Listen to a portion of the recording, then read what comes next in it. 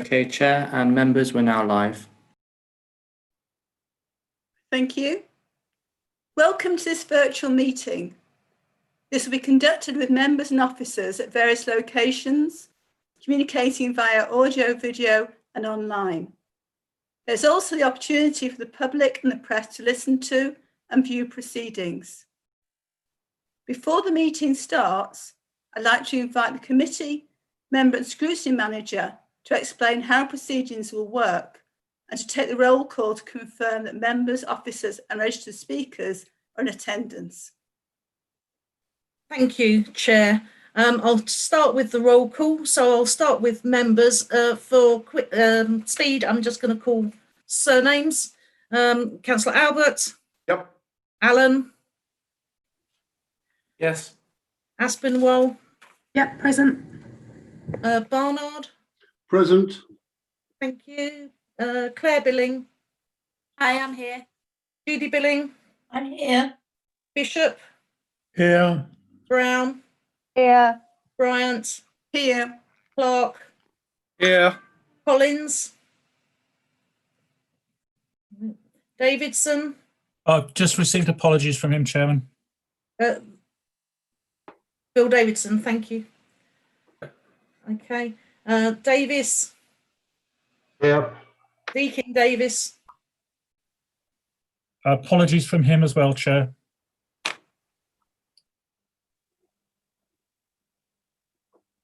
Dennis Harburg. Here. Derbyshire. Yeah. Frost. Present. Green. I'm here. Thank you. Grindle, I'm not I think he's given apologies. Yeah. Harwood. Yeah. Hone. Present. Hoskins. Sorry, Keith. Councillor Hoskins. Didn't hear you. He looks to be frozen. It looks to be frozen, yeah. Okay, we'll come back to Councillor Hoskins in a moment. Councillor Hewson. Yeah. Hunter. Present. Jarvis. Yes, I'm here. Levitt. Present. Mantle. Here. McNally. Present. Moody. Present. Morris. Yeah. Muir. Present. Nash. Present. Nguala. Present. North. Here. Oliver. Here. Prendergast. Here. Rice. Present. Mujera Chaka. Present. Stanley. Present. Thania. Present. Piers Hanscom. Present. Strong. Present, and a message from Councillor Hoskins, his broadband's just dropped out. Okay, we'll see if he manages to rejoin us. I've got apologies from Councillor Tart. Fake. Here. And Tyson. I'm here. Thank you very much. Officers, Anthony Roche. Yep, I'm here. Ian Cooper. Yes, I'm here. Jeanette Thompson. Present. Vaughan Watson. Present. Joe Duffsey. Present. Melanie Stimpson. Present. Anne Banner. Present. Vic Godfrey. Present. Louise Randall. Present. I'm Hilary Deneen, and we've got Matthew Hepburn on IT. We have a member of the public, Rosie Waters from Citizens Advice. Yes, here. Thank you very much. You now have Sam Collins. Hello, You do. Councillor Collins. Hello, sorry about Hello. that. That's Hardware issue. Okay, that's fine. We still haven't got Councillor Hoskins back, but Hoskins. Yeah. oh, hello, I've Councillor just, Hoskins. yeah, I'll put another 50p in the meter, Hilary. It's all right. Fabulous. Thank you very much. Okay, is there anybody I've missed in the roll call? No? Okay, thank you very much indeed. So please note that the meeting is being streamed live on YouTube and recorded via Zoom. Extracts from the remote and partly remote meetings protocol are included with the agenda, and the full version is available on the Council's website, which includes information regarding live streaming, noise interference, rules of debate and voting. Members are requested to ensure that they are familiar with the protocol. I would like to inform members that due to a software update by Zoom, our usual voting procedure has been disrupted and will no longer work as required. This is not something that IT have done, and it's not something that we can do anything about. For the purposes of this meeting, we will be asking you to vote using the raise hand button, which may be found, depending on what version of Zoom you're on, either in the participants or the reactions section. For each vote, I will ask those of you voting for a motion to use the raised hand function. Once counted, the votes will be cleared, and then I will ask those of you voting against to use the raised hands function. And again, once counted, we will repeat the process for those who wish to abstain. This process will extend the time that's taken to vote, so please be patient. And please do not lower your hand during the voting process, as this will be done for you once the votes have been counted.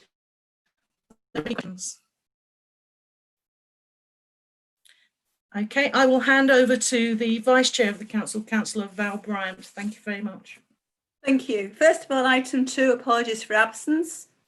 I received apologies from Councillors Grindle, Tart, Tyler, Weeks, Davidson and Deacon Davis. Are there any others? Thank you. Item 3, minutes of meetings from the 6th of February 2020 to 12th of November 2020. Since the beginning of March, when we started whole meetings remotely, we have been unable to approve minutes of meetings. We are now able to approve these minutes with the electronic signature of the chair being applied following approval. There are 9 sets of minutes which we'll take together.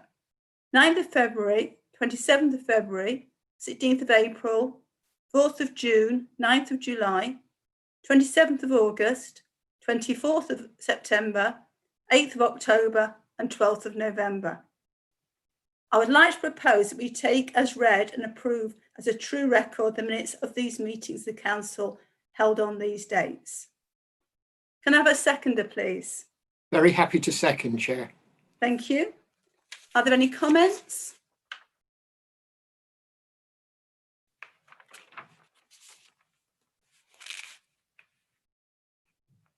Okay. Chair, I do have my hand up. Oh, sorry. I'll put my third eye in from this one. Look there as well. Sorry, very sorry. Councillor Harwood.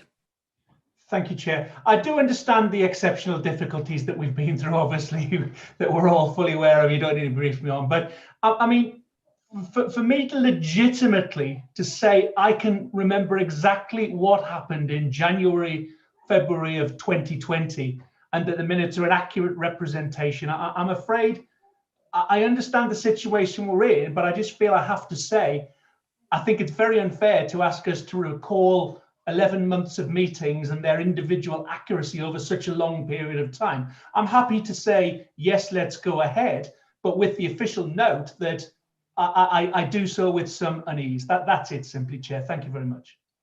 Thank you. That is noted. I know that this week the same has happened in planning and overview and scrutiny. And there, some members did say certain meetings they hadn't attended, and that was noted. Councillor Fake.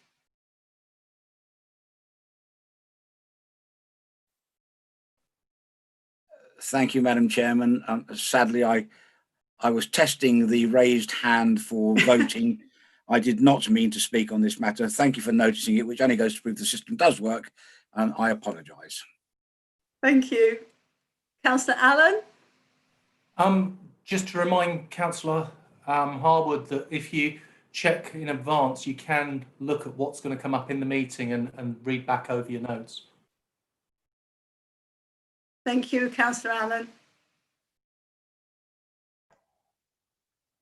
Councillor Harwood, do you want to comment back? Yeah, may I respond to Councillor Allen's somewhat facetious comment? Of course, I can read back in the notes what my comment was, that it is quite hard to recall the accuracy of a meeting some 10 or 11 months ago, and I don't appreciate the facetious comments. Thank you. Okay, thank you. Right. So, Hilary, should we go to the vote? Yes, Chair. So can I ask those who are in agreement with all of those minutes being approved to raise their hand and then give me a chance to count them? Thank you very much indeed.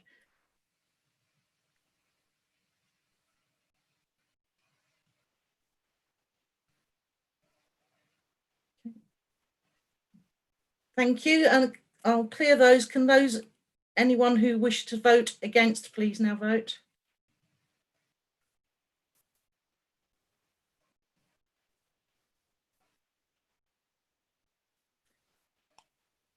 Thank you. And is there anybody who wishes to abstain?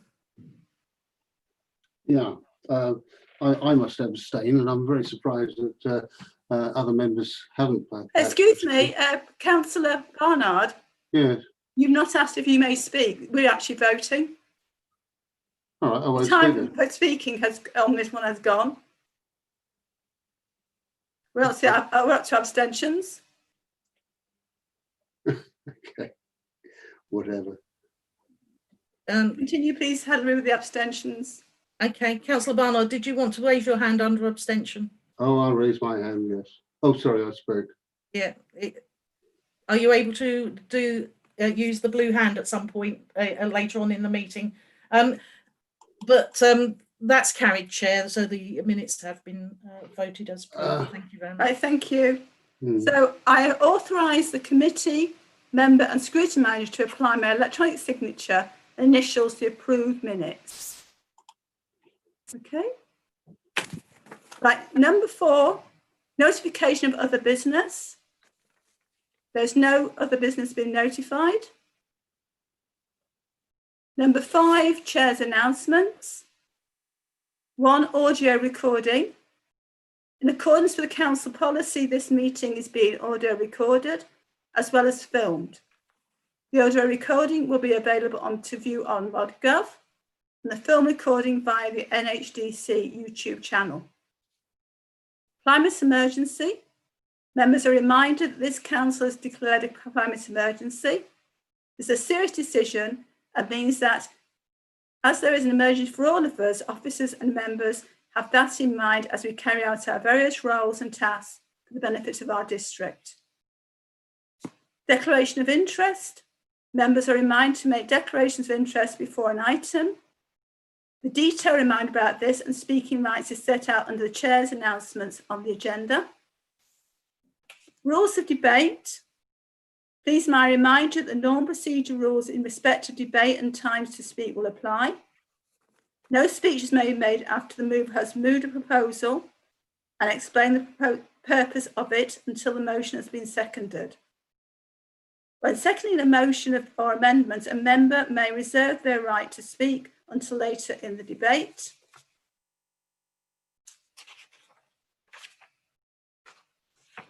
In accordance with the Constitution, please can members ensure that no speech exceeds 5 minutes without the consent of the chair. Comfort break. This meeting is, if it's still in progress at 9 p.m, that is when there'll be a comfort break. Order of business. Questions and motions. You may be aware that the order of the agenda does not accord with the order of business that is set out in the Constitution, which was a mistake when the agenda was compiled. I've been made aware of this and on reflection, with the aim of improved community engagement, have agreed to these items being moved earlier in the agenda where members of the public are more likely to be engaged and wish to participate and watch. Future agendas will reflect that as set out in the Constitution. In respect to the items concerning COVID-19 leisure contracts recovery, I will be taking item 15, the part 2 item prior to item 13, the part 1 item. Does that make sense? Public participation. I am pleased to welcome Rosie Waters from Citizens Advice North Herts. Welcome, Rosie. You have 5 minutes to give your presentation. Lovely. Thank you very much. And thank you to you all for letting me speak today. So as you probably know, we are just completing year 1 of our 3-year core grant agreement with you. And last year, you also agreed to run on the £50,000 uplift and continue funding our court desk service for a further 12 months, for which we're very grateful. So I'd like to tell you today what this uplift enabled us to do and why we need it again. So you will know the effect that COVID-19 has had on residents' lives through your own work. It has exacerbated existing issues, domestic violence, poor standards of housing, trying to manage on a low income, and it's caused new problems for people. Job losses, income reduction, having to claim benefits or use a food bank for the first time. We're used to seeing people in desperate and distressing situations in normal times, but over the past 9 months, we've seen people in just terrible trouble who don't know where to turn and they can't see a way forward.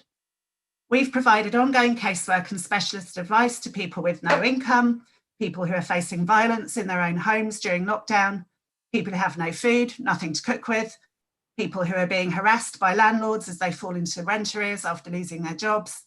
We've signposted and referred people to many of the amazing organisations who are delivering food and medicine. We've guided people who were previously pretty comfortably off through a very complex benefits system that they're having to use for the first time. Ultimately, we've helped people to keep a roof over their heads and pay their essential bills. Since March, we've supported 4,334 clients with nearly 9,000 issues. This is a reduction in the number of people we saw in the same period the year before, but our workload has increased. The number of contacts we've had with clients has actually increased by about 1/3, which reflects the increased complexity of inquiries that we're getting and also the challenges that we're facing working remotely. More importantly, between March 2020 and today, we've achieved financial outcomes for our clients of £1.15 million, which is an average of £267 per client. That's £50 more per client than the same period last year. And our client surveys have continued to give us great results. 92% of our clients would recommend our service to others, and 83% said that their problem is resolved as a result of our intervention, which is above the national average for local citizens' advice offices. Our clients have told us how much better they feel in general as a result of approaching us to start solving problems, and our advisors have spent valuable time talking to lonely and isolated people. The uplift we received from you last year was spent mainly on increasing our supervisor capacity, and that allowed us to seamlessly transfer our service to 100% working from home last March. We continued with our advice line and email service as usual, and we also added web chat and a new local phone number. Since then, we've added video appointments for clients, and due to this increased capacity, as well as keeping the digital services up and running, we were able to open our Letchworth office to clients last August, which we kept open until this most recent lockdown. We purchased a gazebo and ran some very successful outdoor pop-up advice sessions with plans to extend this once restrictions are lifted. So why do we need more funding? We always need more funding. In short, it's due to increased demand and more complex issues. Life isn't going to get any easier in the coming months, and you need us to be doing this work so people don't end up on your doorstep, whether that's a real one or a virtual one. We have the expertise, we can do the work in a cost-effective way, and we stretch your funding through using our highly trained volunteers, and we use our strong generalist advice service to leverage in funding from other sources, and all that money goes to helping more people in the district. As an organisation, COVID has taught us a lot, and it's accelerated some of our plans for streamlining and modernising. So we know that now we need to keep these digital channels up and running, as it has increased access to our services for some people, and people expect to be able to contact us by social media, phone, email and web chat. So we need that capacity. But we also know that that doesn't work for everyone, and our in-person service is still a really vital lifeline. So we actually want to extend that once we can to more places across the district. Our work has become more intensive, so we need to expand our specialist advice service, both through upskilling existing staff and volunteers and recruiting new people. And one of the big keys to us moving forward, meeting demand and making our service more accessible, is to recruit and train more volunteers. And to do that, we need to increase a bit of paid capacity to enable us to do that quicker. So thank you very much for what you've helped us achieve this past year. And as always, we know we need to do more. So thank you very much. Thank you, Rosie. Do members have any questions or clarification? First of all, Councillor Billing, Judy Billing. Thank you, and thank you very much, Rosie. And it's been good to see you at other meetings like our new cabinet panel on community engagement and cooperative development, where I hope we've been able to share more information than before ever about what's going on. Nevertheless, I really need to ask you what the impact would be of that £50,000 disappearing at a time of COVID. What effect will it have on your services and therefore obviously on the people that we all represent? Yes, absolutely. If that money disappeared, we would not be able to have our service open for as many hours a week as we do. We would probably have to close for probably a day and a half a week as we're set up at the moment. Once we are able to do in-person work, we would probably have to make a choice between whether we put resource into face-to-face work or whether we continued offering a range of channels for people to contact us. And the more we limit the channels people can contact us, we're cutting off that help from some sections of people. Some people are digitally excluded, so they need to come in and physically see us. Other people aren't mobile, but they've got the internet and they're able to ring up and they can read and write. So people have different needs. And one of the big things we've learned through COVID is that expanding the number of ways that people can contact us and the ways that we can help people is increasing access to our services. So I would say if the money disappears, we're looking at reduced time that we can spend with clients and reduced channels. Thank you very much. Thank you. Thank you. Councillor Albert. Thanks, Chair, and thanks, Rosie, for your presentation, and obviously thanks to all your staff and volunteers for all the work that you do in support of residents across the district. It's always appreciated, particularly in the last year. Just a sort of a slightly techie point, could you just explain to us how you use the 50,000 in the last financial year, in the sort of pre-COVID days, as compared to how you set out that you used it this time? What are the things that you were doing with that 50,000 that you're not able to do now, and so on? Just so we can understand that, that'd be really helpful. Yes, well, when we initially had the £50,000, we used a majority of it actually to set ourselves up with a support worker, a position we'd never had before, a service we'd never offered before. And that support worker was actually mainly going to people's houses and collecting paperwork, opening post, all of that kind of thing. We decided that we would, we've actually stopped the support worker position because there wasn't actually that much for him to do. He's now doing another job for us, and instead use that money to pay for the supervision. So there is, of course, on the shopping list still for when we're able to do the face-to-face work, the support worker aspect to come back in, but that wasn't a good use of resource during COVID. Thank you, that's helpful. Thank you. Councillor Levitt. Thank you, Chair. Good evening, Rosie. Hi, I know with your service being under pressure, it's not just North Herts you're covering now, is it? You're covering you're getting a fair bit of stuff from outside North Herts, effectively. I think you're getting a fair bit from Fairfield Park and that area, are you? We do get initial inquiries from people in our boundaries, the boundary areas, and obviously our closest office, if you live in Fairfield Park or Shillington or anywhere else, is Hitchin or Letchworth. So we do get initial inquiries. What we tend to do is we have a reciprocal arrangement with Mid-Beds, which is where those people technically belong. So we help each other's clients. What we do is we tend to give those people initial advice, and if they need anything more, they get referred on to the Mid-Bedfordshire office. So we don't want to send people away, some of whom walk to us from Fairfield Park without helping them. But on the other hand, we don't give them the in-depth advice. Thank you. That's really useful to know. Thank you very much. That's all the questions. Thank you very much, Rosie, for your presentation. Thank you. Right. Item 7. Questions from members. We've got 3 questions from members. The first one is unlawfully parked vehicles. Can I invite Councillor Jim McNally to put his question to Councillor Paul Clark, who's Executive Member for Planning and Transport? Thank you, Chair. My question is that members were advised via the Members Information Service of the 18th of December last year that the minimum set period for observing vehicles unlawfully parking on yellow lines was to be reduced from 5 minutes to 2 minutes. The record of this decision taken under delegated authority states at paragraph 6.1 that the executive member for planning and transport and deputy, as well as other ward councillors, have been informed and are supportive of the decision taken. Can the executive member inform council which ward councillors were informed and when? Thank you. Can I invite Councillor Paul Clark to respond to the question? Certainly, Madam Chair. We are aware of the concerns raised around the district, raised by residents concerning antisocial parking.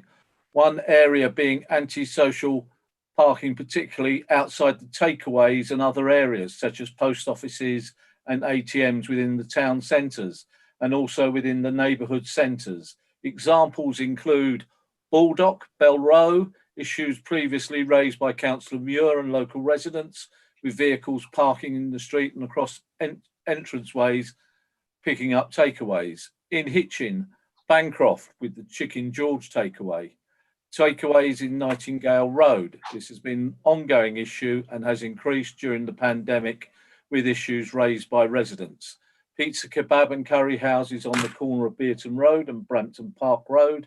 Issues previously raised by Councillor Judy Billing and local residents. Highbury Road Post Office, ongoing issues and previously raised by local ward councillors. In Royston, takeaways in Melbourne Street near the pedestrian crossing, issues raised by parking service team.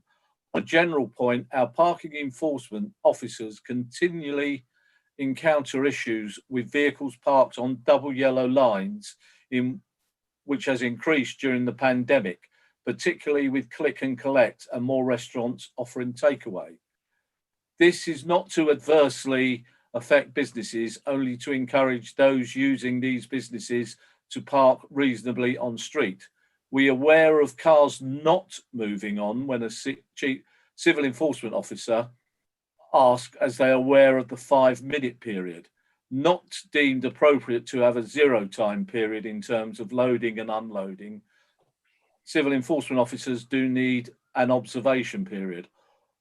Ward councillors were made aware of the options on one particular situation where relationships between those parking illegally and antisocially and the residents in causing concern. This is in relation to the correspondence over Chicken George. Councillors, officers liaised with Councillors Hoskins, Councillor Judy Billing, Councillor Albert, Councillor Collins, County Councillor Derek Ashley, Councillor Ian Mantle and myself. Other ward councillors were made aware of MIS dated the 18th of December 2020 regarding the delegated decision notice issued. No comments were received in respect of the delegated report from any councillor. In addition, it was also included in the shadow portfolio briefing slides that went out on page 17. Thank you. Councillor McNally, do you have a supplementary question? Yes, Chair, if it's possible, I do have a supplementary question. Thank you very much. First of all, I'd like to thank Councillor Clark for his answer. I do know that in his answer he mentioned the towns of North Herts District Council, and that informing other ward councillors, as stated in the decisions sheet, did not include any councillors in the town of Baldock. Another note is that the observation period seems to only have been changed with regard to single and double yellow lines, with no regard taken into account for unlawful parking in residents' parking bays, which is a particular problem in the towns. And that's likely to lead to inconsistency in the application of parking restrictions. Consultation needs to have been done along strict party lines. No Conservative members were informed, despite all 4 towns having elected Conservative councillors. And why was consultation or informing ward councillors in this instance. So seemingly high-handed and autocratic. Councillor Clark, would you like to respond? I will disagree with my colleague. As I said at the end, the shadow portfolio holder for parking and transport was informed in the slides of the shadow briefing. Didn't comment. That was November. I believe that was Councillor McNally himself. So that's covered. Councillor Derek Ashley, I believe, is a Conservative. It would have been mentioned, I don't keep a diary of every councillor I've spoken to on every single matter. There would have been other general discussions as we went round. Councillor Mantle was aware, Councillor Steers-Hanscom was aware, as were other councillors. Thank you. Second question is the progress of work on the new settlement. Can I invite Councillor David Levitt to put his question to Councillor Paul Clark, the Executive Member for Planning and Transport? Thank you, Chair. Councillor Levitt. Thank you, Chair. Could the Executive Member please update us on the progress of work on a new settlement for which the previous administration secured substantial funding for central government? I'm waiting for you to give me permission to speak, Madam Chair. Sorry, would you like to speak? Yeah, I don't want to get told off, that's what it is. I'm actually going to duck this one, David. Sorry, Councillor Levitt. When it was your portfolio, yes, it was the planning department. Things have moved on with the growth board. So Councillor Steers-Hanscom is going to answer this as he is our representative on the growth board. Yes. Councillor Steers-Hanscom. Yes, thank you, Chair. New settlement work has been carried out for some time under previous administrations with all party support. I'm assuming that the new settlement MHCLG grant work referred to in the question is the application led by NHDC on behalf of ourselves, East Herts, Welwyn Hatfield and Stevenage.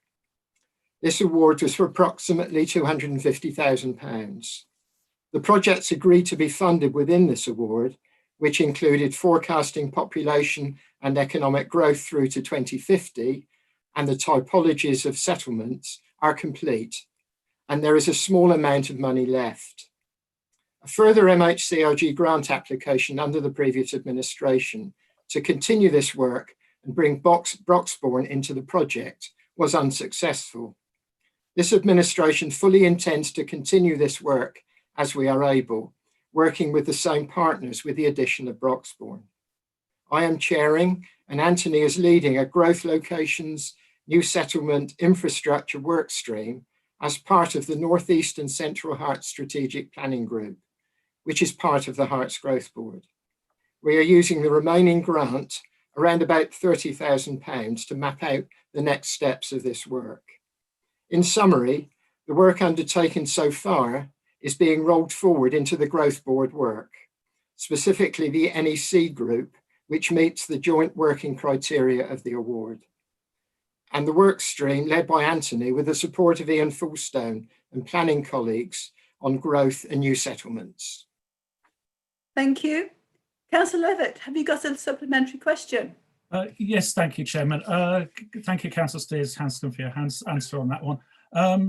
Do you feel that, therefore, that it is extremely important that the new settlement work is progressed as we're looking to hopefully get a local plan agreed fairly soon, which has got a fairly short period left, and as mentioned previous meetings, a new settlement could be a viable alternative to further growth around our towns? Thank you. Is it Councillor Steers-Hanscom is going to answer that? I think it's probably appropriate I do that. Yes, we do feel it's important that the new settlement work goes forward. As you know, the time horizon for a new settlement is a very long one. Therefore, much as we all wish that the work had been done earlier and was an alternative to our current local plan, the reality is we are talking about the plan period following the period of our current local plan. So in answer to the question, yes, it's important, and hopefully in the future, it will avoid any further incursion around our existing towns. Thank you. The third question is local election safeguards. Can I invite Councillor Morgan Derbyshire to put his question to Councillor Martin Steers-Hanscom, Leader of the Council? Thank you, Madam Chairman. Would the Leader of the Council please outline the safeguards that have been put in place to protect poll workers and voters if the local elections go ahead this May? Thank you. Can I invite Councillor Martin Steers-Hanscom to respond to the question? Thank you, Chair. I should first make it clear that making arrangements for elections is the responsibility of the returning officer and is not within my remit or of any other executive member. Having said that, in order to reassure members and our voters, I have consulted the returning officer who is happy for this information to be provided. Given that there is continued uncertainty that the elections in May will take place, we must continue to plan that the elections will indeed happen in May and under these unprecedented conditions. The Electoral Commission has published various key consideration documents for the delivery of the May 2021 poll, one in particular with regards to polling stations.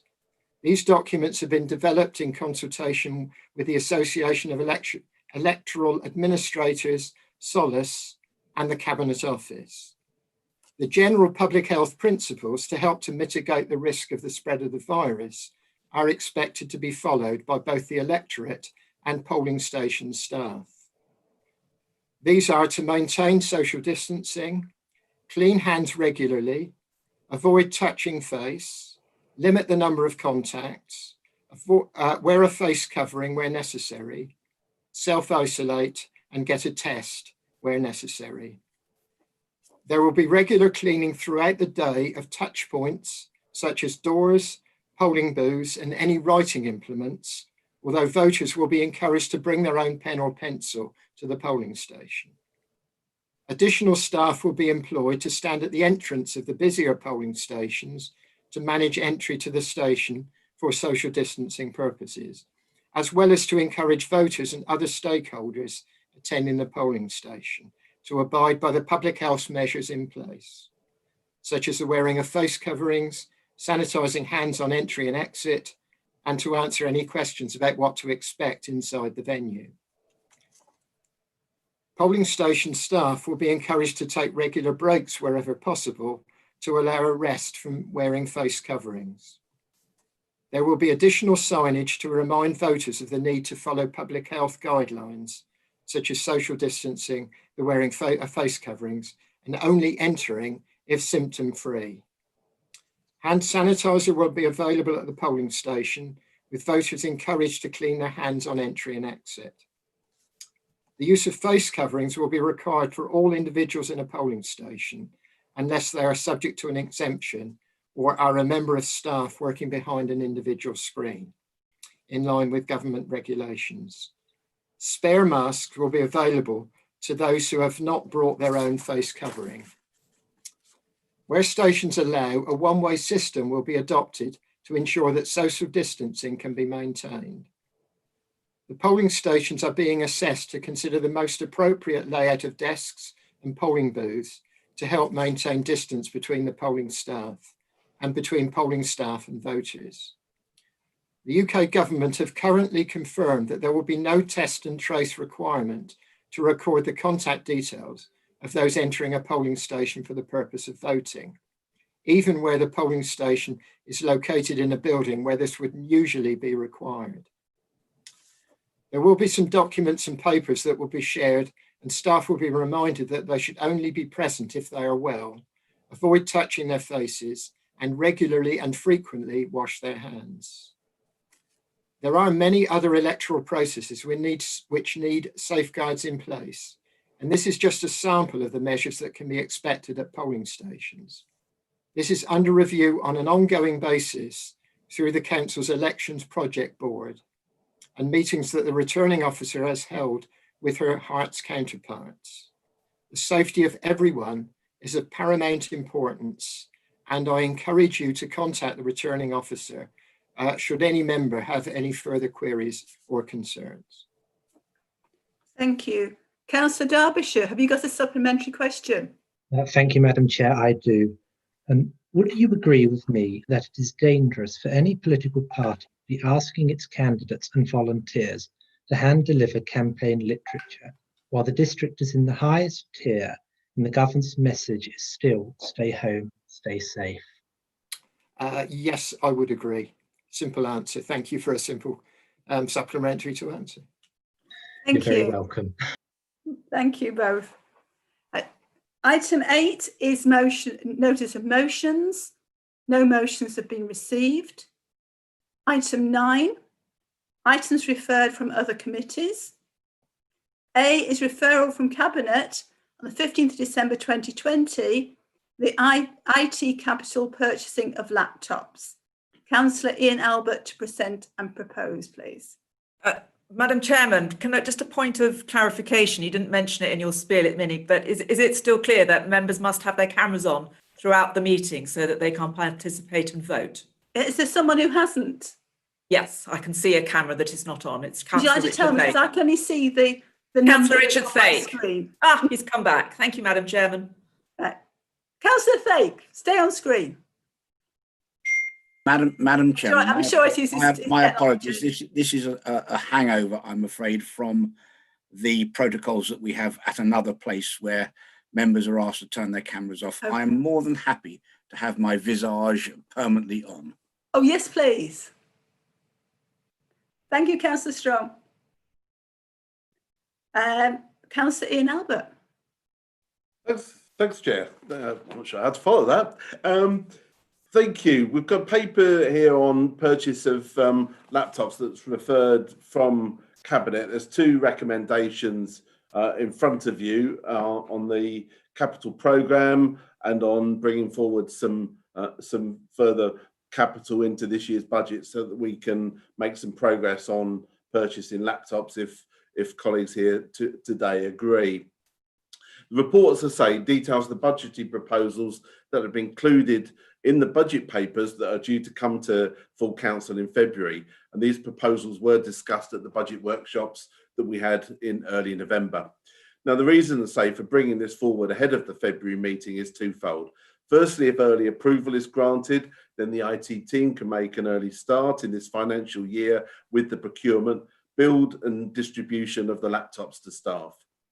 The staff survey highlighted that some staff are finding remote working more challenging because they do not have NHDC equipment or have equipment that doesn't have full functionality, such as the use of Zoom for online meetings.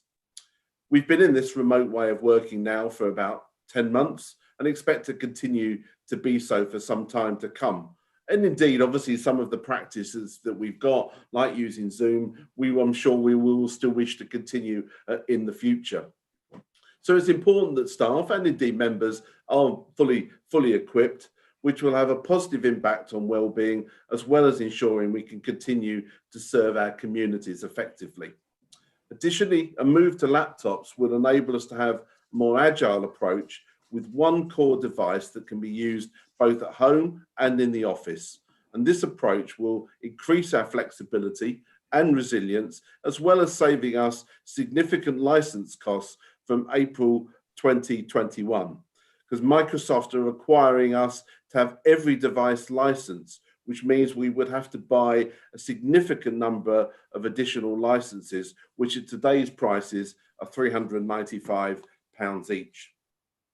There are 3 key elements to the proposal that are set out in 7.1 to 7.5. That's reprofiling of the existing capital budget, totaling 331,000, with the majority being used to purchase laptops instead of desktops, bringing 50,000 of the 331,000 budget into this financial year so that the earlier issue of laptops to staff can be made possible. And finally, an additional capital entry item of an additional 55,000 every 3rd year to top up the laptop refresh programme. This will be included in the standard budget process to be considered by full council in February. However, it is included in this paper for information as it's relevant. Chair, I move the recommendations, and obviously I and the Service Director are obviously happy to answer any questions. Thank you. Can I have a seconder, please? Chair, I am happy to second the recommendations. Right, shall we go to the debate?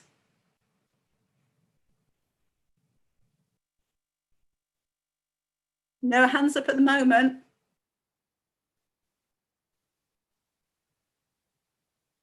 Okay, should we go straight to the vote?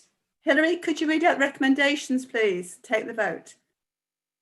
Yes, Chair. So the recommendations are that the capital programme for IT spend is amended as detailed in 7.4 Table 2 to enable IT to progress the procurement of laptops for staff to facilitate more effective home working arrangements. The next impact is an increase in spend in 2021-22 of £55,000 as detailed in paragraph 7.5 and shown in Table 3.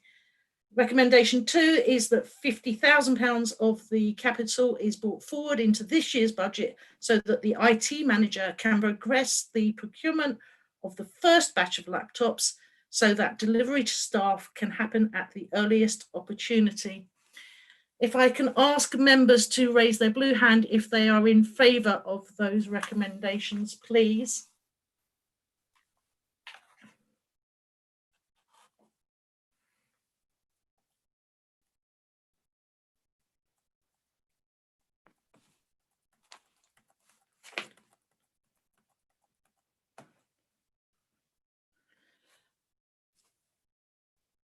Okay. Just 1 second. Sorry, I'm just trying to count the hands because it doesn't give me a total anymore. So.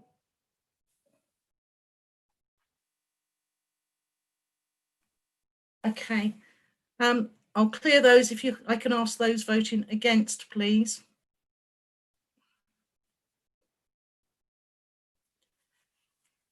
Just 1 moment. Okay. And I'm just going to clear that, and if I can ask now for anybody who wishes to abstain to raise their hand, please.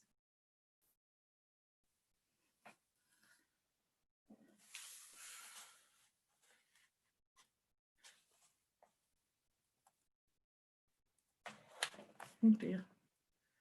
Sorry. Just 1 second. I'm having fun here.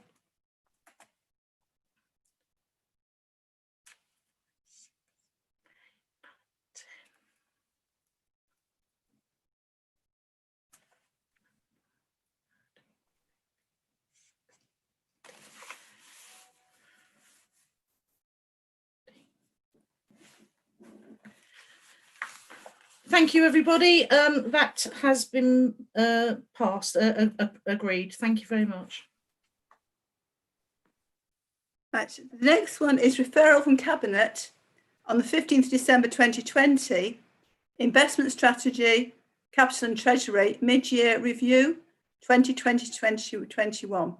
Councillor Ian Albert to present and propose, please.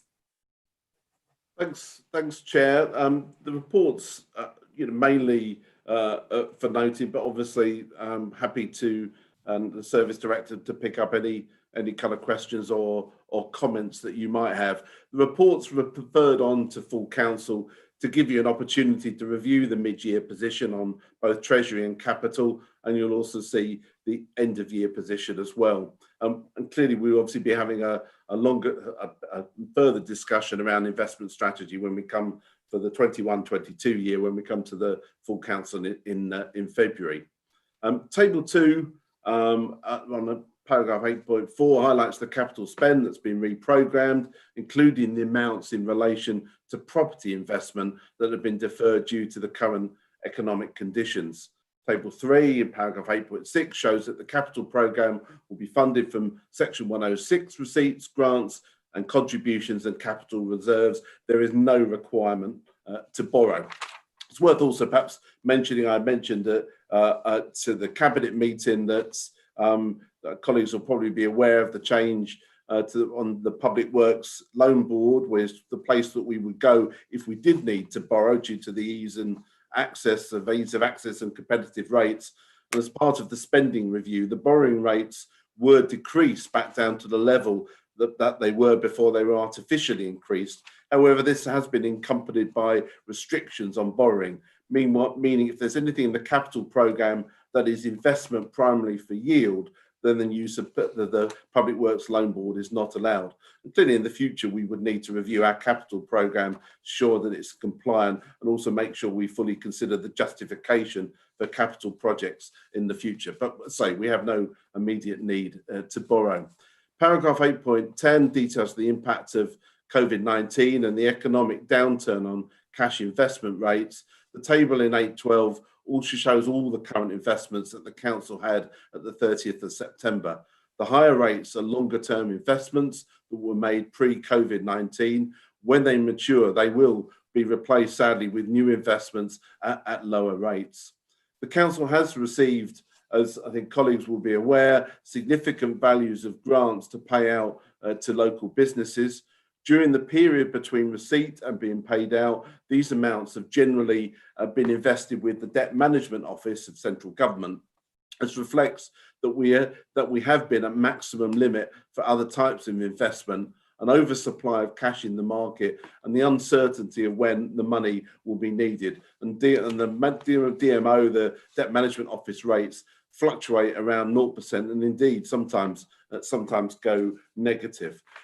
So I think the main thing for colleagues here is to say note the position at the end of September, and I'll ask you to endorse that, but obviously happy I and the Service Director to pick up any specific questions you might have. I move, Chair. Thank you. Can I have a seconder, please? Chair, happy to second, again reserving my right to speak if anyone fancies it. Let's go to the debate.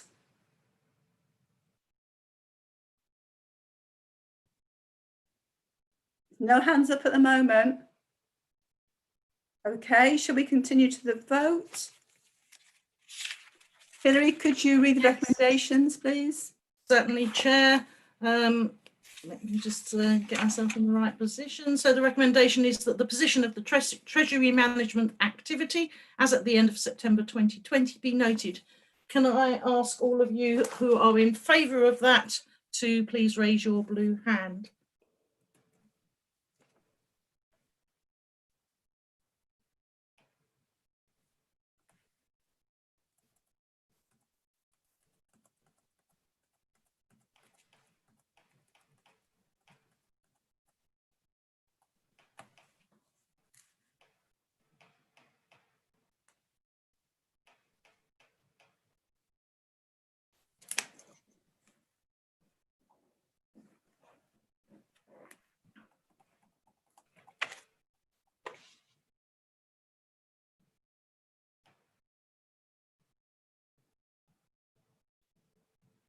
Okay, I'm just going to clear that. If I can ask members to now raise their hand if they are against that proposal.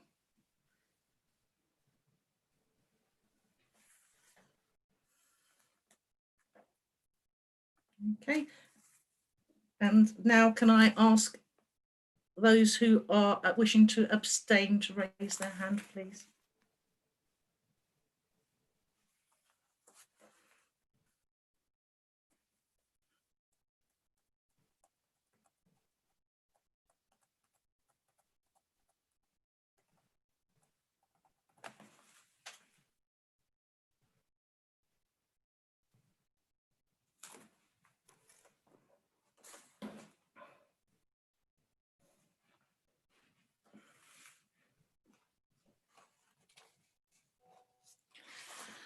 Thank you, everybody. That's carried. Thank you. Thank you. Item 9C, referral from Cabinet, 15th December 2020, COVID-19 leisure contracts recovery. This referral will be considered for items 13 and 15. Item 10, Council Tax Reduction Scheme. Can I ask Councillor Ian Albert to present and propose? Thanks, Chair, and thanks, colleagues, to ask you to approve the Council Tax Reduction Scheme for North Herts for 21-22. Colleagues here will know it's been a hugely challenging year, And indeed, obviously, like to thank obviously Howard Compton previously, but Joe Duffersey now, and the team. We've got Anne Banner here with us for all the work they've done. We've seen nearly a 16% increase to over 5,000 people now. 5,041 people are now claiming the council tax reduction scheme within our area. And obviously thanks to our staff for all the work that they've been doing in supporting many of our residents who've been faced with real difficulties this year. Now, this report comes to council each year for the committee to improve the council tax reduction scheme for the coming financial year. It had been the intention to carry out a full review of the council tax reduction scheme this year, but due to the pandemic, this hasn't been possible for two reasons. The impact of the pandemic on individuals that's seen an increase in the number of claims for council tax reductions, as I mentioned just now, which has of course increased the workload of the team and taken priority. But also, and most importantly, that the increase in the number of claimants has skewed the figures and made data modelling very difficult at the moment. We didn't think it was the right time to be making changes to the scheme that may impact one way or another financially on our residents. So therefore, the full review has been postponed, and we aren't proposing any changes to the scheme for the next financial year. It's certainly my hope that we will be able to do that review, and that is part of the recommendations in front of you, and I certainly think that that's something we would want to do in conjunction with our key partners like Citizens Advice. But obviously, if we found that this current situation was continuing for much longer, then we would obviously need to take a further look at that and clearly come back to council to inform you and propose that whether that review can go ahead. But at the moment, as I say, it is the aim and is part of the recommendations that we will continue with that review. The report, did go to Cabinet in September, and since that time we've carried out some consultation to consult on the changes, but we haven't had any significant or indeed any feedback on from that consultation.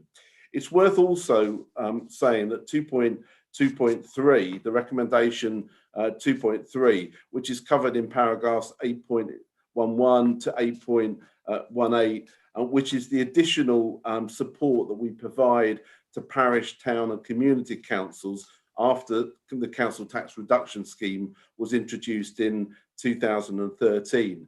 Now, I said in the budget proposals last year that we would keep this under review, but I can now confirm in advance of going to the budget meeting in a few weeks' time that I am proposing that we continue this in 21-22 at the current level of £38,885. That's for our support to our parish, town and community councils. And I hope that this is welcome news and supports the work of those councils who are doing a really difficult job in difficult circumstances.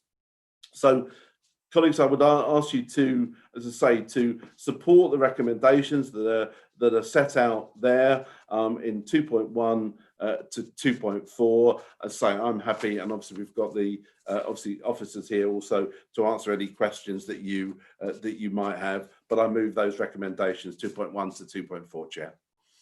Thank you. Can I have a seconder, please? Thanks very much, Chair. In a time where so many people are struggling with what is the basic requirements for life, food and water, and ensuring they have roofs over their head, I've heard of the good work that local food banks like Ickleford Community Larder have been doing in supporting so many people. And I really wish that we as a local council could do more, but we are so restricted in the financing that we have as a local authority. I believe that central government should be doing far more than they currently are. But to echo what Ian Albert has just said, officers in the council have been doing a fantastic job keeping on top of everything that they have had to do throughout the pandemic and ensuring that we are supporting our residents as best as possible. So I would like to support this, and I do not see why anyone wouldn't. Thank you. Seconding the motion. Thank you. Shall we go to the debate? No hands up? Should we go straight to the vote then, Hilary? Could you read recommendations out, please? Thank you, Chair. So the recommendations are that the Council notes the CTRS position relating to this and previous financial years. That Council notes that a full review of the CTRS has commenced and been postponed due to the consequences on the scheme of the COVID-19 pandemic. That Council confirmed that the amounts continue to be distributed to parish, town and community councils in 2021-22. And lastly, that no changes to the CTRS be made for 2021-2022. I'm just going to double check that there are no hands up at the moment. So if I can ask those in favour of those recommendations to please vote now.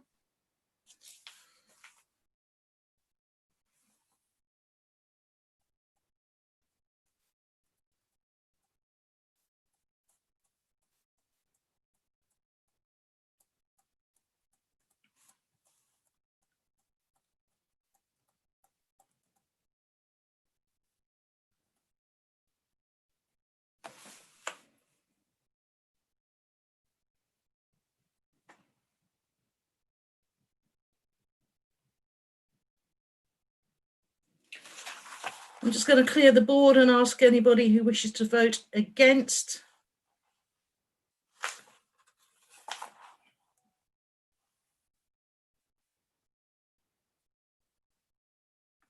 I apologise, I'm a bit slow at this new system. Sorry, I'm being a bit slow. Thank you. Can anybody who wishes to abstain please now vote? Okay, that has been carried. Thank you very much indeed. Thank you. Item 11, review of members' allowance scheme. Melanie Stimson to present. Thank you, Chair. The Council is required to agree on an annual basis the scheme of allowances payable to members for the following financial year. Under the regulations, when making or amending the scheme, the Council shall have regard to the recommendations of an IRP.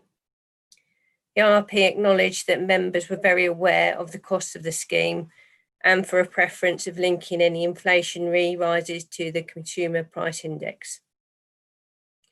As with the previous scheme, the IRP considered that any increase in allowances should not exceed that negotiated by the National Joint Council for Council Officers' Pay, and also included or the annual rate of consumer price index, including owner-occupiers' housing costs for the 12 months, as measured by the rate published in October, whichever is the lowest.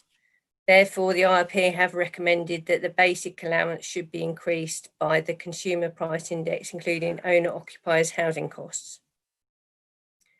The IRP have recommended that the special responsibility allowances should continue to be expressed as a multiplier of the basic allowance for clarity and ease of calculation. The IRP have noted that the preference is to have a scheme that can be applied for a period of 4 years. However, as the IRP have not provided an indexation that can be used for up to 4 years, an annual review will again be required later in the year.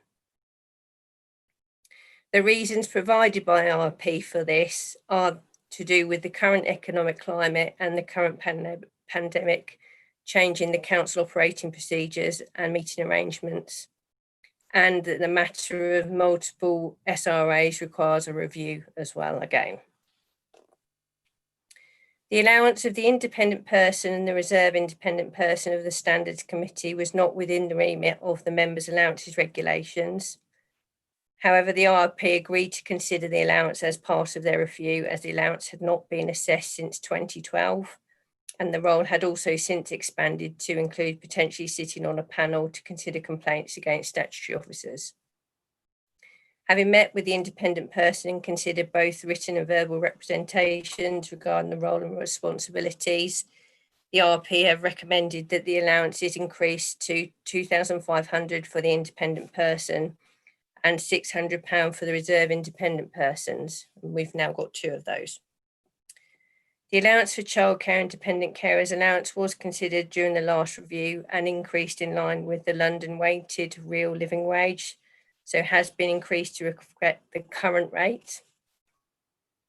Appendix B of the report details the members' allowances scheme should the recommendations of the RP be accepted, as well as some other updates such as reference to the new payroll system. There is a correction that I'd like to highlight as regards to paragraph 10.1 of my report, which states that an additional budget is required for the proposed scheme.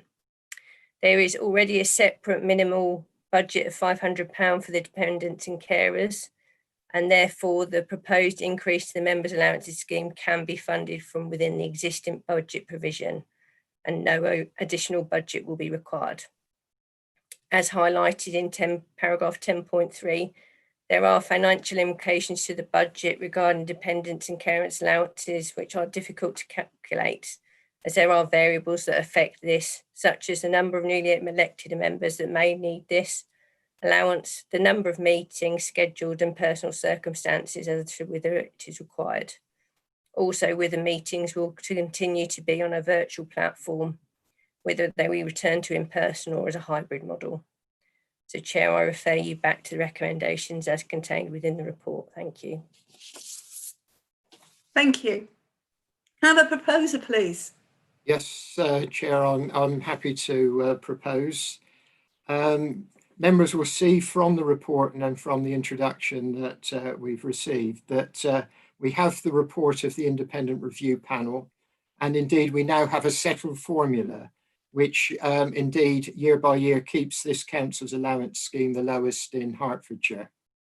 And I hope we've moved away from the divisive debates over allowances which have got the council some very bad press in the past. So we are very aware of the context for this evening, and the previous report, of course, we appreciate that things are very difficult for our residents, but that of course does include some of our councillors who also are unable to carry out their day jobs. Indeed, it's that context which meant that there is a very small increase this year, less than 1%. Now, some of us looked at the possibility of perhaps postponing the rise for 1 year, but that doesn't work under these arrangements, as Melanie has outlined. There will be another review next year or later this year for next year, and it seems likely there will be zero increase as far as that's concerned. So I would also point out that, as you see in a recommendation 2.3, there is a danger of going for a number of years and allowing no review of the allowances and then having to raise a large allowance over a number of years. And as Melanie has also pointed out, this will not require an increase in the budget for the allowances if we agree to these rises. So on that basis, I'm moving the recommendations.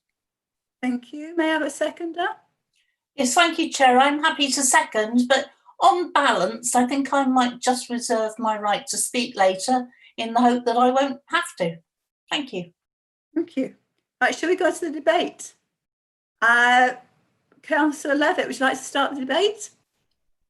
Thank you, Chairman.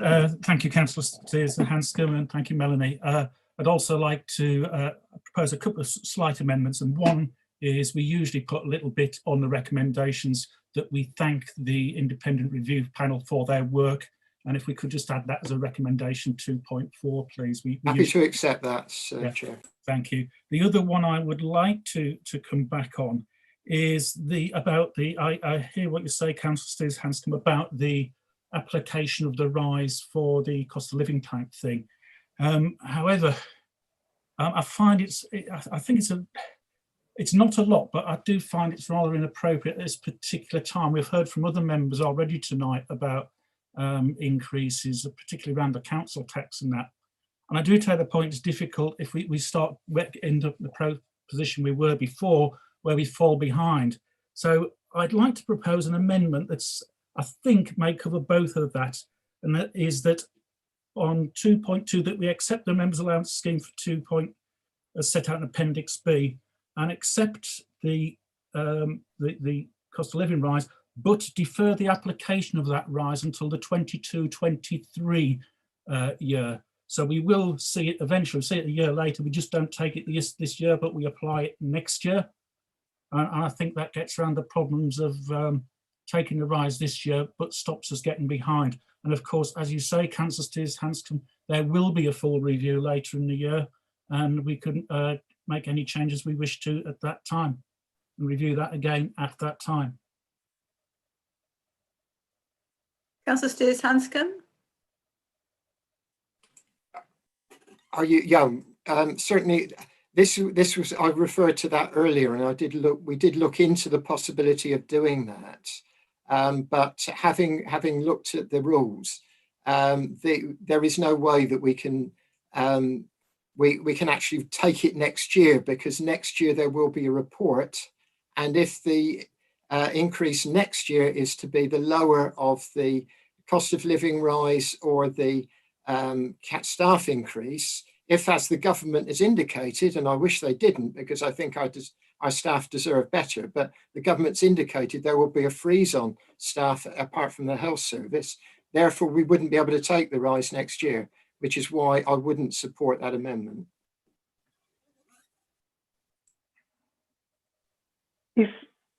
Sorry, Chair, is there a seconder for that amendment?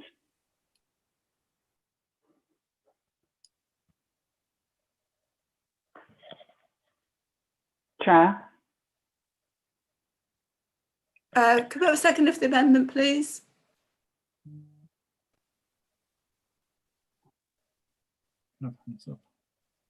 Yeah, I've got my hand up. Councillor Harwood. I'm happily second Councillor Levitt's amendment and reserve my right to speak. Okay. Can I take advice here? Do we need to vote on the amendment now? You are dealing with the amendment now, so it would go to any debate on this particular amendment. Thank you. So can we have debate on the amendment? Councillor Collins, your hand has been up for a long time. Is it about this? Yes, Chair. It's about this. I was going to speak anyway before the amendment was raised. Could we, before we go into this, could we just get some advice? Because we've heard a little bit of conflicting information there, whether this approach proposed by Councillor Levitt would actually be allowed or not. So before I actually speak, I'd just like to hear some clarification on whether that's actually in order. Can I take advice on that, please? Essentially, you would not be adopting the recommendation of the panel. So that is, as far as it's going, you're going to be rejecting their recommendations, and you'd have to give, obviously, the reasons for it. It's going to be assessed again.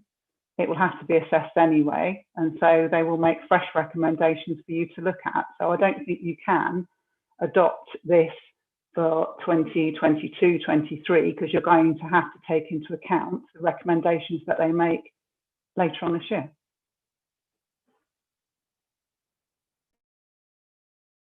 So where are we on this?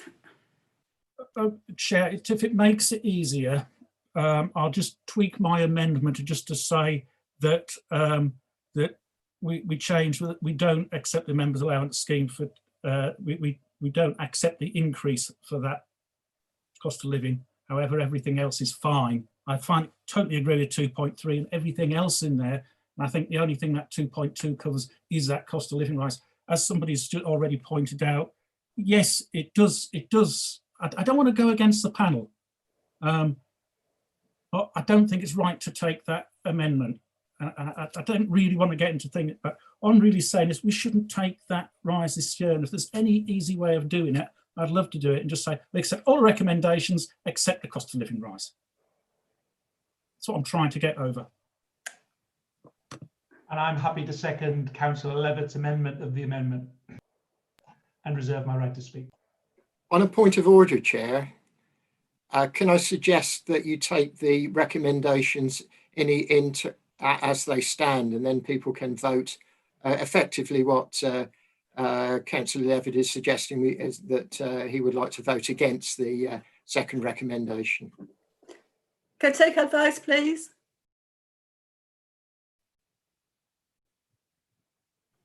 I think on balance, taking that it would be to negate the recommendation. Yes, it isn't a valid amendment. So yes, go back to the original recommendation. Thank you. So that's the original recommendation. Councillor Collins, you've already spoken. Chair, no, I haven't. Yeah, you have. No, I asked for clarification. I didn't speak. Okay. Because that was on the amendment that never was. This is on the substantive matter. Yeah. Be quick then.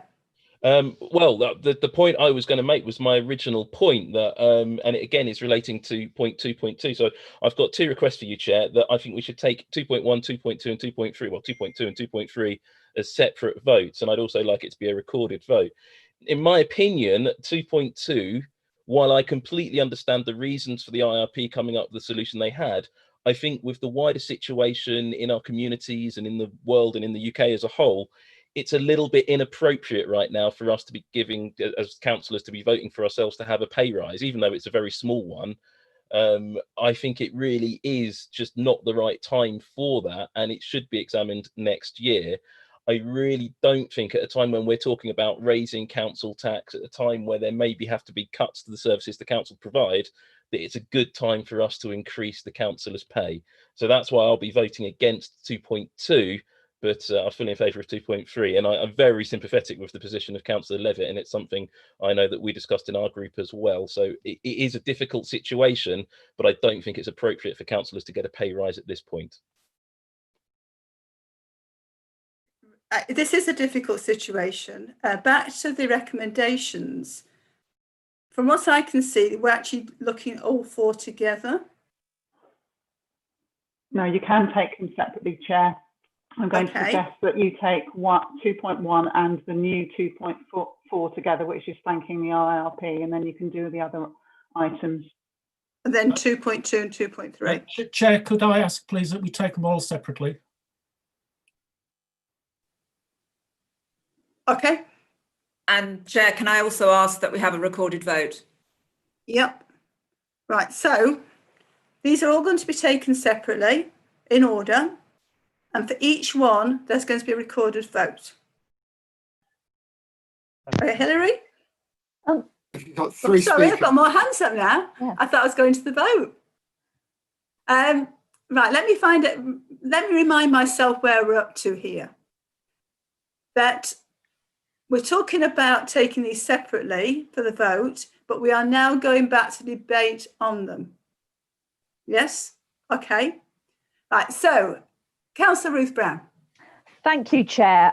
So I think there's a broad agreement on 2.1 and 2.3. So I'd like to address 2.2, the members' allowance. This is a recommendation by the independent. So can you speak up a bit? Oh, can you not hear me? No. Oh, okay. Start again. Is it just a bit low? Is that better? Yes. Okay, I turned it up. Okay, so I think there's broad agreement on 2.1 and 2.3, so I'll only address 2.2, which is the members' allowance rise of 0.9%. This rise is an inflation rise, so it's not actually a pay rise, it's a standstill. If we don't take it, we actually are taking a cut. As Councillor Steers-Hanscom has alluded to, we already have the lowest allowances in North Hertfordshire. We will fall further behind. I think it also should not be assumed that all councillors are not in the same position as some residents that we've referred to. And I think we need to encourage a wider participation of councillors. I know that none of us do it for the pay, and you couldn't survive on the allowance anyhow, but we don't want to discourage people further. So I think it's not a pay rise, it's a standstill. I would be voting against a pay rise, but I will vote for something that keeps us in line and gives us an inflation rise, which effectively makes it a standstill. It's also well below the public sector pay award of 2.75%. So it's much lower than staff will be getting. I'd also like to say that many councillors have stepped up during the pandemic and worked a lot harder. And I think it feels a bit like if you don't at least stand still, you're getting a pay cut for having done more work. Is not a good look, really. What else was I going to say? And it doesn't require an increase in the budget. And the final thing I would say, that councillors who don't want to take this allowance have the right not to accept the allowance. They don't have to take it. So we all have that option. So personally, I will be supporting and voting for the recommendation in 2.2. Thank you, Chair. Thank you very much. Councillor Oliver? I might slightly repeat some of what Ruth has said in the spirit of agreeing with her. I do understand that in challenging times, this group of people has to make some really difficult decisions, and a lot of them feel like Hobson's choices. So it's really hard to know what exactly feels like the right thing to do. But I want to be realistic about the picture for local representation. The average age of councillors in the UK remains nearly 60 years of age. As representatives, we're unrepresentative. Older, more likely to be wealthy, male, white, drawn from a very narrow range of graduate professions. Now, I'm going to say right out, I have every sympathy for those councillors who are having trouble with this and perhaps feel that they're not going to take the money or don't need it. And also that those councillors who are drawn from that narrow range of professions and are older, definitely as individuals, I'm not saying they're not making a valuable contribution, but inclusion is essential. It's not a luxury. And if we genuinely like to see a wider range of younger faces, people with a wider range of more diverse work and life experiences, then we likewise have to accept that allowances are, for many people, not a luxury, but an essential. They are aware of covering legitimate costs that they have incurred working hard for their local communities, and that they are making a contribution. And that's why I'll be voting in favour of 2.2. Thank you very much. Councillor Strong? Sorry, I think that's a legacy hand, but just to come back, when we take the recorded vote, it's the recorded vote in 2.2 that I'm more interested in. However, we've got the recorded vote on all three at the moment. Yeah, we are just saying I'm amending. I'm just going to call for a recorded vote on 2.2. But as you've asked me to speak, but just a couple of things. I do find it quite ironic here. I've sat through many of these debates year in, year out, when we've debated whether to take the recommendations. And I think this is the only year that I've actually been here when I've seen such terrible circumstances for so many people throughout the district and what they're having to face in terms of losing their jobs, losing income. And I find that to be thinking that we should be accepting a rise at this time, I can't do it, I'm afraid.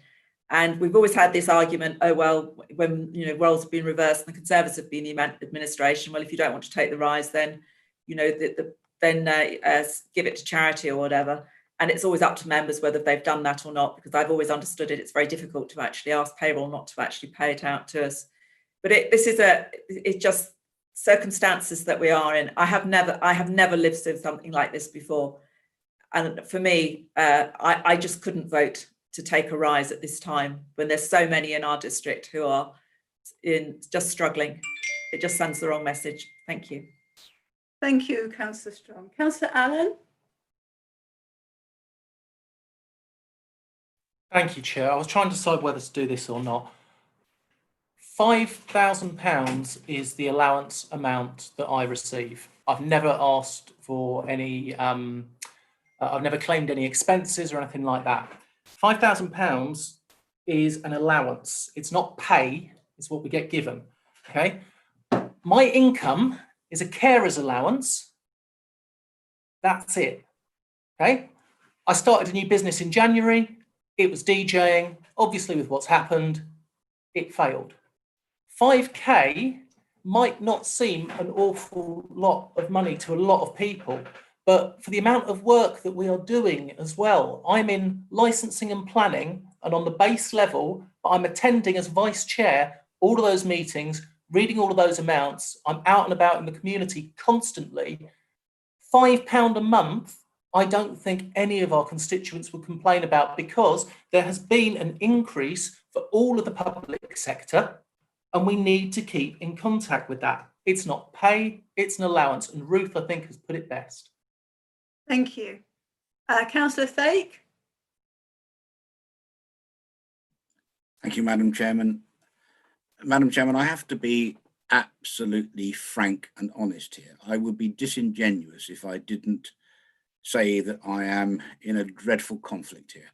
For many, many years, I've made exactly the same arguments for NHDC councillors to take a proper allowance against the work that they do, because I clearly, genuinely see many people who might wish to be councillors being disenfranchised in terms of their capacity because of the costs of doing what we do. Now is not the time. I'm going to vote against the allowance increase with a very, very heavy heart, because I absolutely agree with many of the points that have been made, that essentially freezing these or stopping them would make life very difficult for younger people or other people other than my age group who might be in a position to be able to afford to give this public service. We shouldn't be doing things like that. We should have, over the years, moved our allowances in a proper way, and we didn't do so. There were political arguments, there were all sorts of arguments, but the fact of the matter is we didn't do so, and NHDC is behind, has been behind.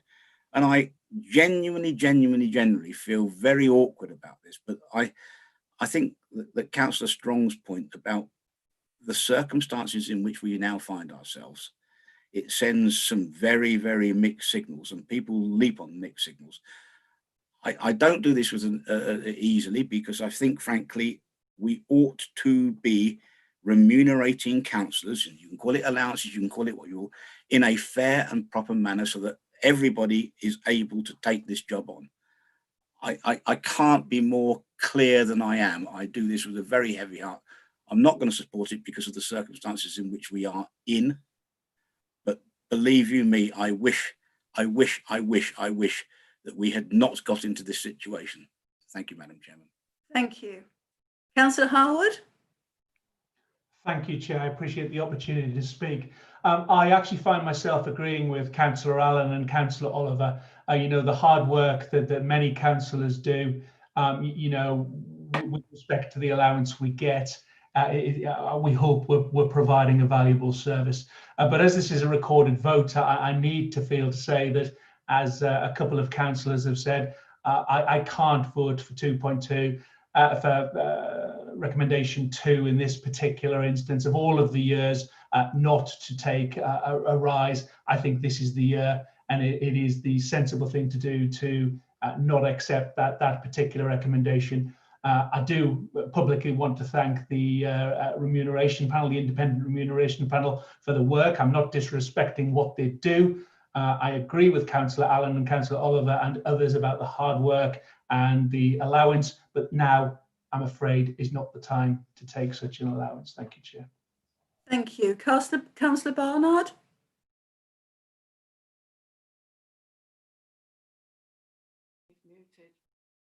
Councillor Barnard. He's muted. You're muted. Come back to him. Councillor Green. I'm here now. Okay. Okay. I'd just like to point out to Councillor Oliver that there are aged but very devoted and experienced councillors on this council, and I think that they probably contribute as much as anybody else. And I'd also like to point out that when we first became councillors, we were a lot younger. I'm just come out for my 30 years of being a councillor. Many people probably think that's far too long.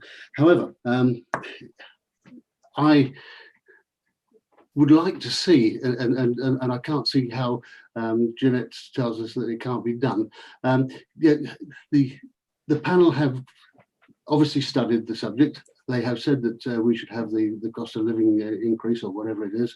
I think it would have been nice to have said, okay, we will accept that for this year and we will freeze it. That would not mean that next year it would be what we're going into now. It would be that extra amount when they consider it next year. That way we keep up with inflation, but we wouldn't necessarily take the money this year at all. But it would be on statute, if you like. I can't vote in favour of an increase, to be honest with you. I just feel I go to a food bank every Sunday and I see hundreds of people queuing up there, and we're sort of giving eggs and vegetables away and this, that, and everything else. I couldn't, in all honesty, say I'm here and I've just voted myself a rise. Nor would I like to read once again in the local paper, which was written some years ago, and those older councillors here will recall the headlines that the councillors voted themselves an increase and the pigs have got their snouts back in the trough. I would hate to see that again. I cannot support this. Thank you, Councillor Barnard. We've got to accept the legal advice that we've given, I think, but I understand what you're saying. Councillor Green. Likewise with David, I've been in public service for over 30 years, and I think it's an absolute honour to be in the position of District Councillor in North Hertfordshire. I certainly wouldn't go for this 2.2. I shall be against it, as I always am when we have a rise in our wages, as you call them wages. I don't. I think we do work an awful lot. And like Helen was saying, we were, us oldies, young when we started with council. And we were starting then because we wanted to serve our constituents. And we still do. And with that, it doesn't matter how much money we get, we can carry on doing it. Thank you, Chair. Thank you, Councillor Green. Can I just say that we've been talking about allowances, not wages, but I understand the sentiment of where you're coming from. As I can see, it's the same thing. Councillor Levitt. Thank you, Chair. Before anybody raises the point, I spoke to the amendment and raised the amendment. I didn't speak to the substantive motion, which we're now debating. I do take a little bit of exception that some of the remarks are made about the type of councillors we have, over 60, white males, graduates, etc., etc. Yes, I'm over 60. Yes, I'm a white male. I'm not a graduate. I live in social housing. I don't have any savings. I have two businesses that are suffering from the lockdown. So I take a little bit of exception at sort of we classifying some of the councillors who I rely on this allowance to be able to do this job as a councillor. I came into this 13 years ago because I wanted to. I wanted to do something. I wanted to make a difference. I got fed up of people saying, this is going on, that's going on, we can't do anything about it. The way to do something about it is to get into this and make a difference. And that's why I got into it. And my allowance allows me to do that. And that's why I'm here. However, as others have said, this is a really exceptional year. It's a very little rise. It's a very little increase in the allowance. It makes not a lot of difference, no matter what your financial circumstances. Yes, I understand the need to bring more people into it. It's not going to make that much difference to encouraging new people in. Yes, we should support the independent review panel's recommendations. But in this case, I can't support that particular element, which is why I wanted to bring some sort of amendment in. I can't vote against the recommendations, but I can't support that particular element of it.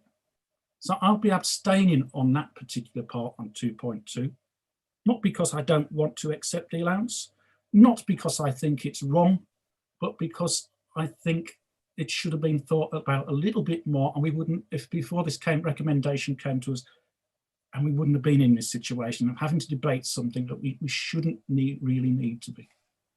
Thank you. We're actually at the time when we should be breaking, but with your indulgence, if we have the vote and then have our break, I hope that's reasonable.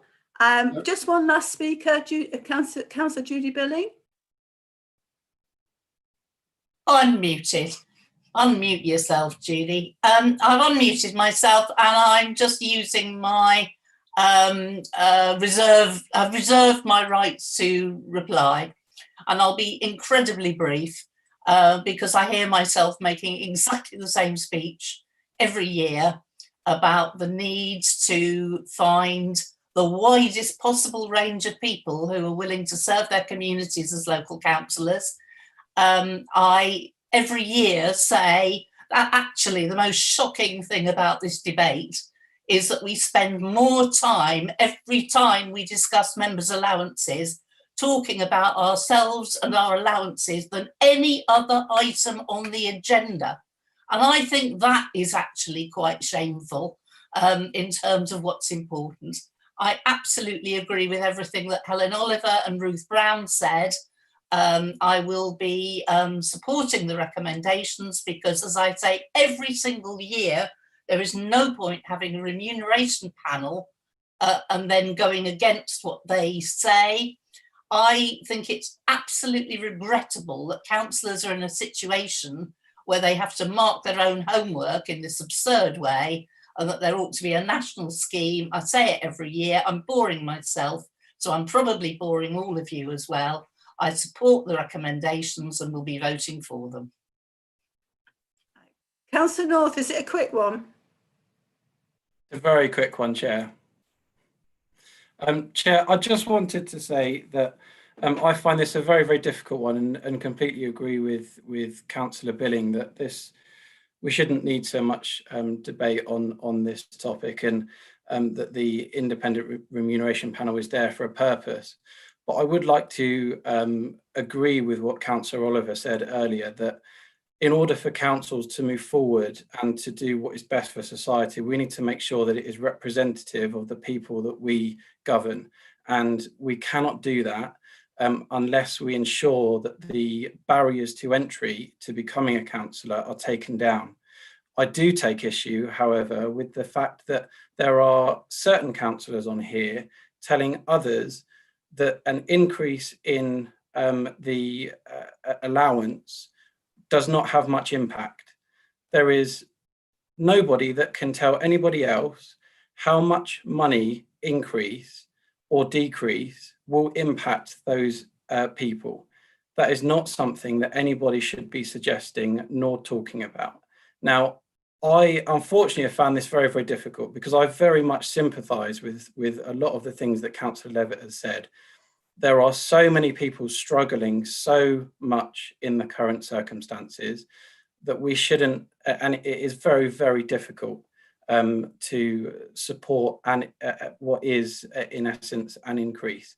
But I do not believe that I can vote against the increase, knowing that we need to ensure that all councillors are able to conduct their duties, and that we are ensuring that those barriers to entry are not raised. So I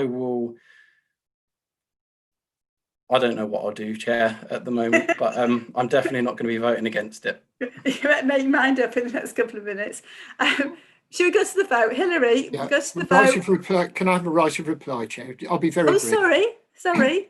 Seems so long ago that you started this I off. think it's been a better tempered debate than sometimes in these occasions. But I absolutely agree with Judy that we really wish we didn't have these debates and we didn't spend so much time on them.